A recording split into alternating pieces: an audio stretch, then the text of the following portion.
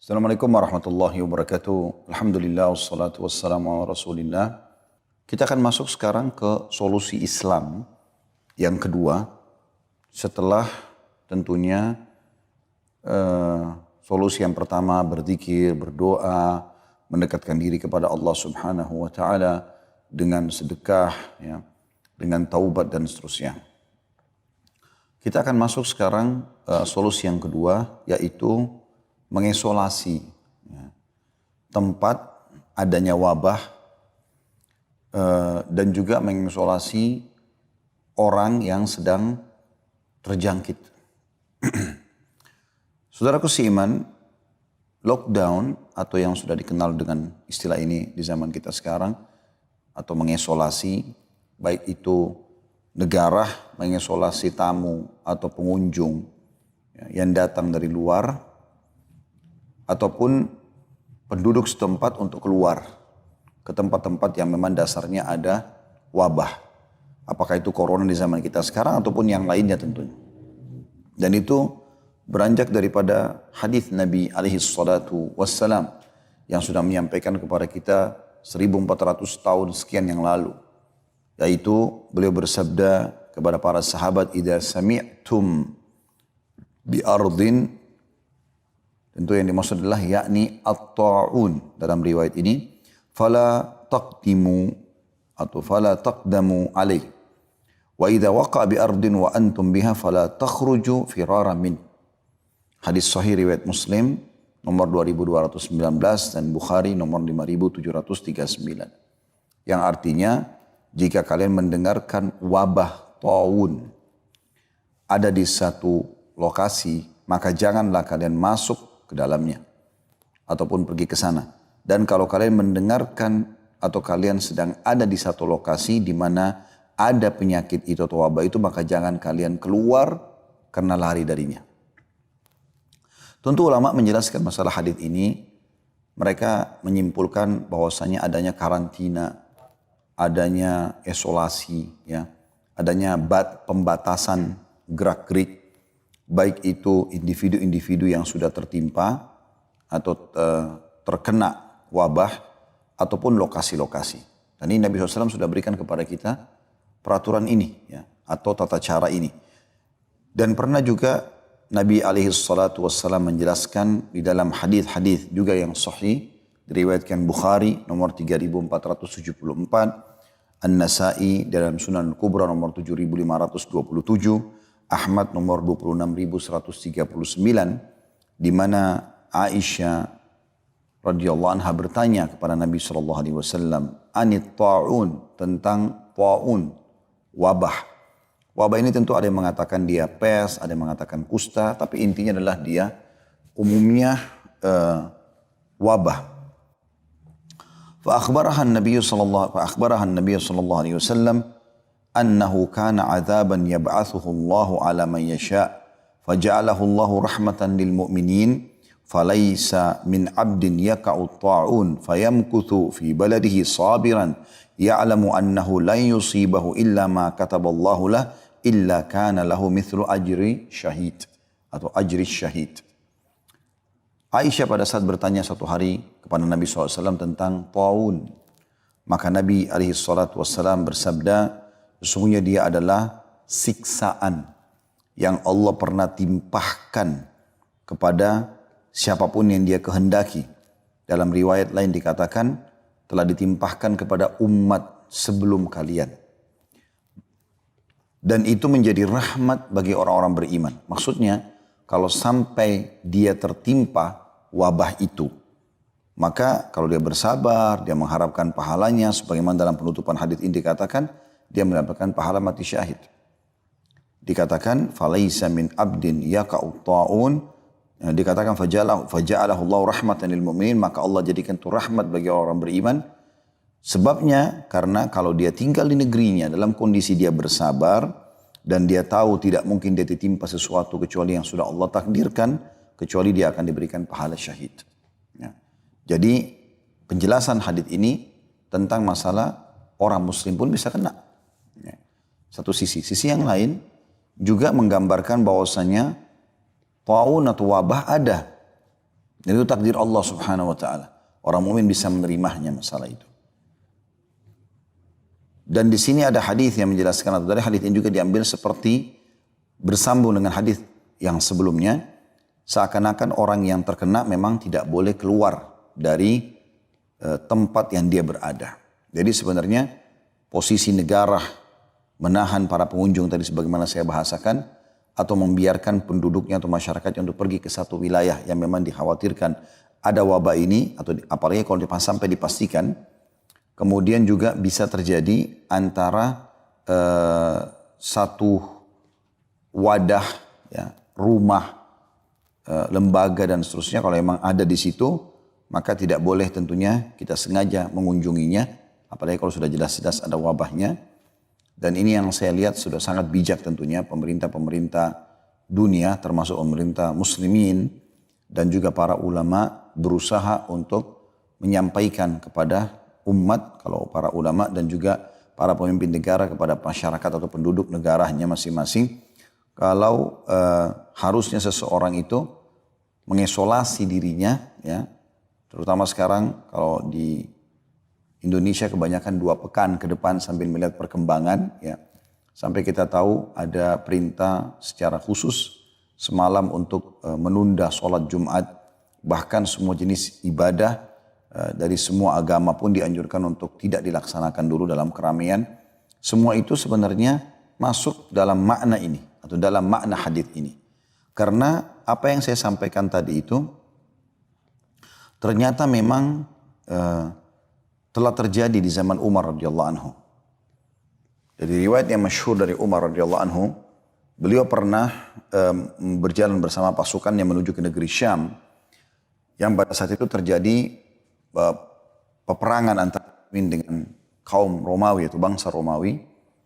Dan pada saat Umar bin Khattab mau tiba di satu lokasi, ternyata diberitakan kepada beliau kalau di situ ada wabah taun. Maka Umar pun bermusyawarah dengan para sahabat-sahabatnya. Kira-kira apa yang harus kita lakukan? Kita masukkah dan bertawakal kepada Allah, atau kita tidak masuk, gitu kan? Makanya Umar bin Khattab sempat bermusyawarah dengan para muhajirin, para ansar. Mereka berpecah pendapat. Ada yang mengatakan kita masuk saja dan bertawakal kepada Allah. Kalau terjadi ya terjadi. Yang sebagian lagi mengatakan tidak, kita tidak akan masuk sementara kita belum tertimpa. Salah satu yang sempat sedikit menekan Umar bin Khattab adalah sahabatnya mulia, Abu Ubaidah bin Jarrah radhiyallahu anhu. Sampai tidak kenal aminnya umat ini, atau orang yang paling terpercaya dari umat ini, yang dipuji oleh Nabi alaihi salatu wassalam, bahkan termasuk salah satu dari 10 orang yang dijamin masuk surga. Maka dia mengatakan, wahai Amirul Mukminin, apakah anda lari dari takdirnya Allah? Maka Umar bin Khattab menghadap kepada Abu Ubaidah lalu berkata, wahai Abu Ubaidah, andai saja bukan kau yang mengucapkan itu. Maksudnya, kok bisa kau bisa mengucapkan kata-kata itu? Sementara sebenarnya kau harus punya ilmu. Seakan-akan bahasa Umar seperti itu, radhiyallahu anhu ajma'in. Maka Umar mengatakan, iya, aku lari dari takdir Allah kepada takdir Allah yang lain. Wahai Abu Ubaidah, kalau seandainya kau punya seekor unta, dan engkau menemukan ada 2 buah lembah di hadapanmu, yang satu lembah gersang, yang satu lembah penuh dengan pepohonan. Di mana kau akan meletakkan untamu? Maka Abu Ubaidah pun terdiam. Pada saat itu seakan-akan Umar mengatakan radhiyallahu anhu ajma'in, apakah kau akan masukkan ke gersang lalu kau bilang tawakal ala Allah? Atau kau akan memilih takdir Allah subhanahu wa ta'ala dengan memilih, ya, maksudnya dengan mencari tempat, ya, yang penuh dengan pepohonan. Di sini seharusnya orang sudah bisa memahaminya. Tapi dalam beberapa buku sejarah disebutkan, kalau Abu Ubaidah dan beberapa sahabat-sahabat Nabi yang lain diantaranya yang ikut dengan beliau adalah Mu'adz bin Jabal, da'i Nabi SAW yang masyhur, yang Nabi SAW kirim ke Yaman menjadi da'i. Mereka dan beberapa orang yang lain akhirnya mengambil kesimpulan untuk tetap masuk. Ya, sebagian riwayat menjelaskan, mereka mengatakan kita keluar untuk mencari wajah Allah, artinya berjihad, mencari pahala, kenapa harus kita lari?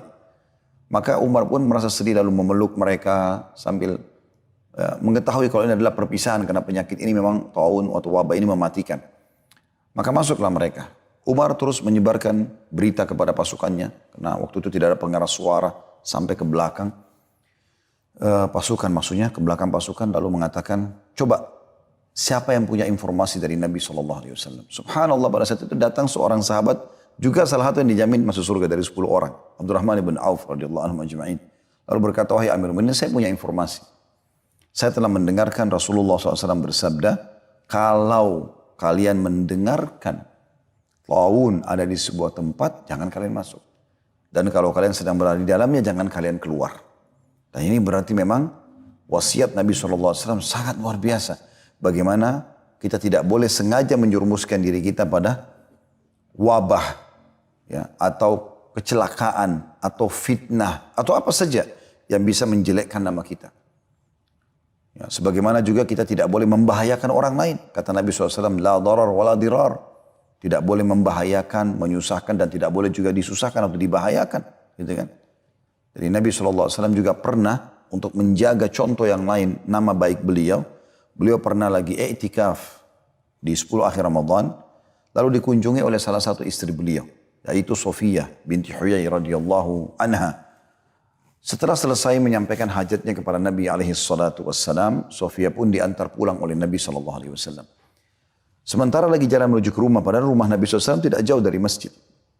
Rupanya ada 2 dari orang Ansar, tiba-tiba saja mengikuti Nabi SAW dengan langkah yang dipercepat. Maka apa kata Nabi SAW dalam hadis Bukhari Muslim? Ala rizkikuma. Pelan-pelan aja kalian. Innaha Sofiyah binti Huyai. Ini adalah Sofiyah binti Huyai. Maksudnya dia adalah istriku, gitu kan. Seakan-akan Nabi SAW mengatakan, jangan kalian curiga. Maka mereka mengatakan, maha suci Allah. Maksudnya kami tidak pernah berpikir itu, ya Rasulullah. Kata Nabi SAW, hati-hatilah. Karena syaitan mengalir dalam darah anak Adam sebagaimana mengalirnya darah. Artinya, Nabi SAW sudah mengkanter di sini sebelum terjadi perusakan citra. Nabi SAW mengkanter fitnah sebelum terjadi. Kalau sudah terjadi, maka itu adalah cobaan dan bersabar. Seperti itu kurang lebih apa yang dimaksudkan dalam masalah ini. Jadi Umar bin Khattab radhiyallahu anhu sangat bijak juga dalam memahami langkah-langkah atau mengambil langkah ini. Dan Umar bin Khattab pada saat disampaikan oleh Abdurrahman bin Auf tentang hadis tadi, maka dia pun bersyukur kepada Allah sambil mengatakan, alhamdulillah yang telah memberikan kami petunjuk. Maka Umar pun tidak jadi masuk ke lokasi tadi. Jadi ini tidak boleh tentu sekarang di zaman seperti sekarang orang sembarangan ngomong, menyalahkan orang, menyalahkan pihak pemerintah, menyalahkan sebagian ulama atau mayoritasnya ulama yang sudah memfatwakan agar mengisolasi diri. Sampai-sampai kita tahu sendiri umroh, haji, kemudian juga sholat berjamaah di masjid, sholat Jumat. Ini adalah pertimbangan-pertimbangan yang sangat matang dari mereka. Karena ada dalil yang menunjukkan tentang masalah itu. Demi menjaga supaya tidak tersebarnya virus dan wabah. Yang demi maslahat umum tentunya. Seperti kasus umroh ataupun haji nantinya kalau memang belum dibuka juga. Itu teman-teman sekalian kita bisa bayangkan. Saya berapa kali bimbing umroh dan haji. Di tempat tawaf sangat padat. Dan kita tahu virus corona ini itu begitu tersentuh saja. Kulit dengan kulit, tangan dengan tangan, dan seterusnya. Sebagaimana kita tahu di Italia, bahkan ada orang yang kena virus corona, memegang saja tiang kereta bisa menyebar ke beberapa orang di kereta itu. Begitu juga dengan Ka'bah misalnya, orang banyak bergelantungan di kiswah Ka'bah, mengusapnya, mencium Hajar Aswad. Jadi memang sangat riskan.